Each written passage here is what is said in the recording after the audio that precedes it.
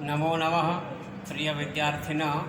अद्य वयं समास इति पाठं पठिष्यामः। समासस्य परिभाषा अस्ति समसनं समासः अथवा अनेक पदानां एक पदीभवनं समासः। तथा अनेक पद मिलकर के जब एक पद बन जाता है तो वो समास कहलाता है। यदा अनेक पदानि मिलित्वा एक पदम जायते, जब अनेक पद मिलकर के एक पद हो जाता है तब वह समास कहलाता है। यथा सीतायाः पति, दो पद है सीतायाः, सीता का पति, पति सीता पति, समास हो गया, समास पढ़ के बस बन गया सीतापति। अस्मिन् विग्रहे सीताया इत्यत्र षष्ठी विभक्ति, पति इत्यत्र प्रथमा विभक्ति च श्रूयते।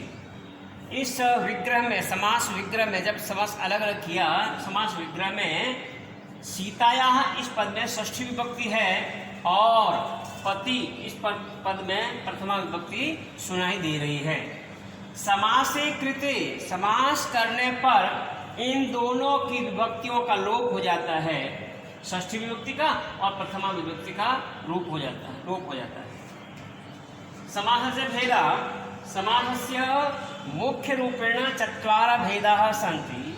समास के मुख्य रूप से चार भेद हैं।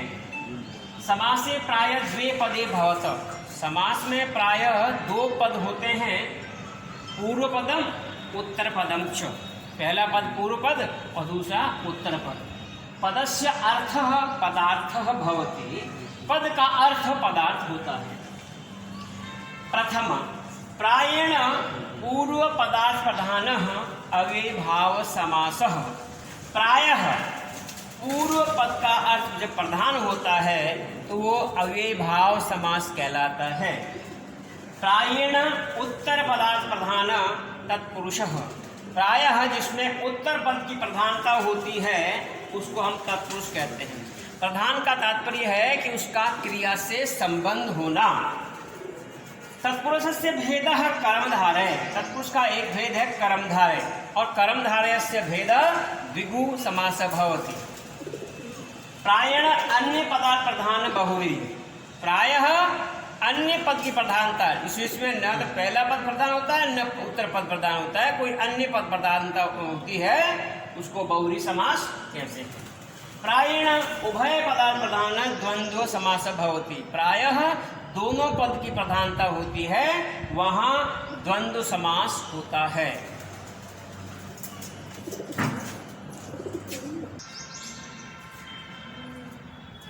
अव्ययभाव समासम, अव्ययम विभक्ति समीप समृद्धि अर्थाभाव इत्यादिषु अर्थेषु वर्तमानम अव्ययम पदम सुबंतेन सह नित्यम समस्यते।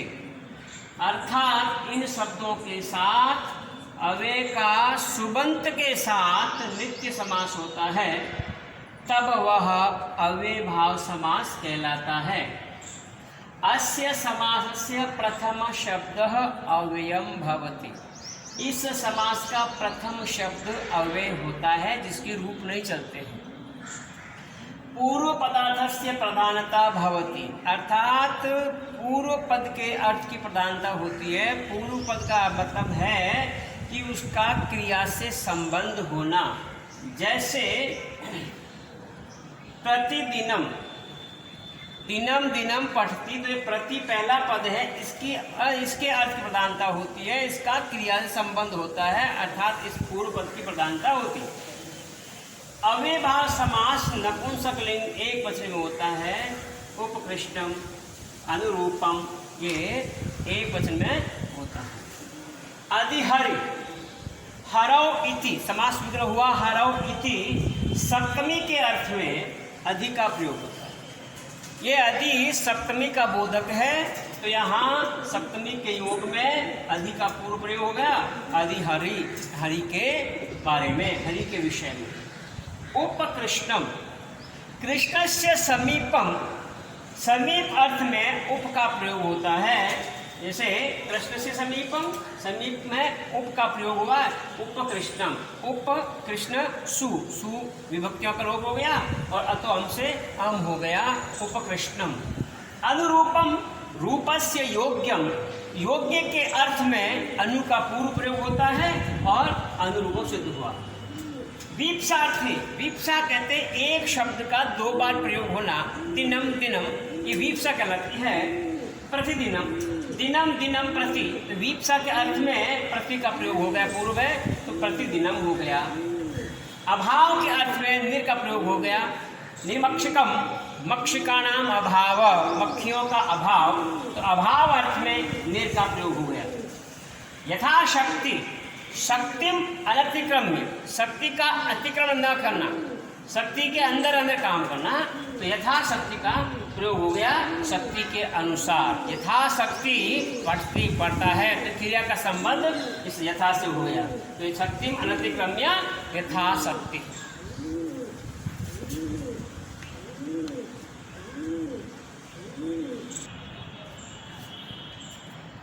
द्वितीय समास तत्पुरुष समास। तत्पुरुष समास से प्रायेण उत्तर पदार्थस्य प्रधानता भवति। तत्पुरुष समास में प्राय उत्तर पद की प्रधानता होती है। प्रधानता का तात्पर्य है कि उसका क्रिया से संबंध होना।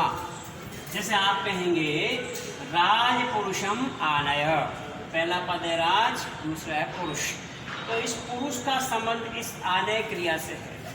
हम राजा के पुरुष को लाएंगे न कि राजा को, तो दूसरे पद की प्रधानता होती है, उत्तर पद की प्रधानता होती है, वो तत्पुरुष समास कहलाता है।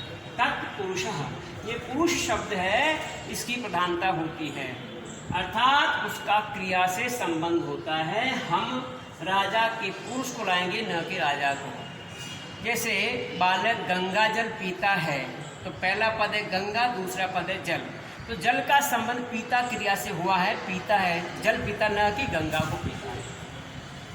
अब तत्पुरुष समास के 6 भेद होते हैं। इसमें द्वितीय, तृतीया, चतुर्थी, पंचमी, षष्ठी, सप्तमी इन विभक्तियों का लोप होता है। अगर द्वितीय विभक्ति का लोप होता है तो द्वितीय तत्पुरुष समास कहलाता है। तृतीय विभक्ति का लोप होता है तो तृतीय तत्पुरुष, चतुर्थी का लोप होता है चतुर्थी, पंचमी का लोप होता है पंचमी तत्पुरुष, षष्ठी का लोप होता है तो षष्ठी तत्पुरुष, और सप्तमी का लोप होता है तो सप्तमी तत्पुरुष। जैसे कृष्ण श्रित, कृष्ण के ऊपर आश्रित। समास विग्रह होगा, लौकिक विग्रह, अलौकिक विग्रह होगा। कृष्ण अम श्रित सु, ये अम है, ये द्वितीय विभक्ति का प्रयोग है। सु औजस अम औसस टाभ्याम विश्व णेभ्याम विश्व, इस प्रकार ये प्रत्यय हैं। तो समास होने पर इनकी विभक्तियों का लोप हो जाता है।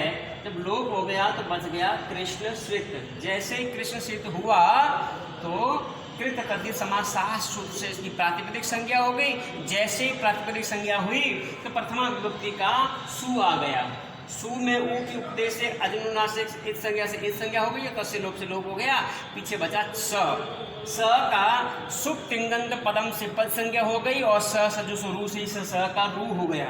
रू में फिर ऊ की उपदेश इसकी इत संज्ञा हो गई, उपदेश से अनुनासिक इत से, और तस्य लोप से लोप हो गया, पीछे बचा र। खरवसानयो विसर्जनीय से अवसान होने पर र का विसर्ग हो गया। इस प्रकार ये कृष्ण श्रित रूप सिद्ध हुआ। उसी प्रकार हरित्रात, हरि के द्वारा, यहाँ तृतीय विभक्ति का लोप हुआ है। हरित्रात, हरिणा हरि ता त्रात सु, हरिणा त्रात हरि के द्वारा बचाया गया, हरि के द्वारा बचाया गया, तो यह तृतीय विभक्ति का लोप हो गया। ये ता का लोप हो गया, सु का लोप हो गया, तो तृतीय हरि त्रात जैसे हुआ, सु का वही पुनः प्रक्रिया हो गई, सु का र हो गया और र का विसर्ग हो गया। भूत बलि, ये भूतेभ्य बलि, भूतों के लिए बलि, के लिए बलि, चतुर्थी विभक्ति का लोप हो गया। भूत ये चतुर्थी विभक्ति है, बलि और सु जैसे समास हुआ इनके बीच में आने वाली विभक्तियों का लोप हो गया, तो सिद्ध हो गया रूप भूत बलि। और विग्रह होगा लौकिक विग्रह, भूतेभ्य बलि। ये है अलौकिक विग्रह है, ये लौकिक विग्रह है। भूतेभ्य बलि, भूतों के लिए बलि। भूत ये बलि सु लोप हो गया, भूत बलि सिद्ध हो गया।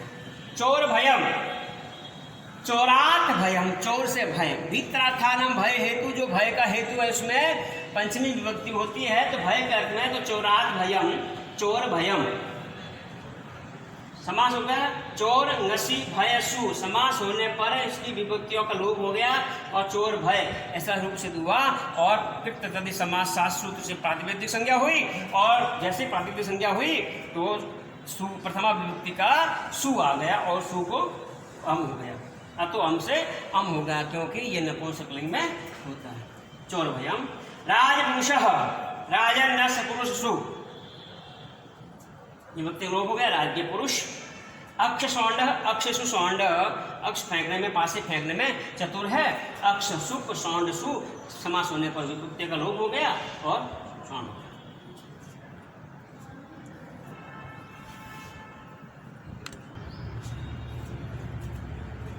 कर्मधारय समास।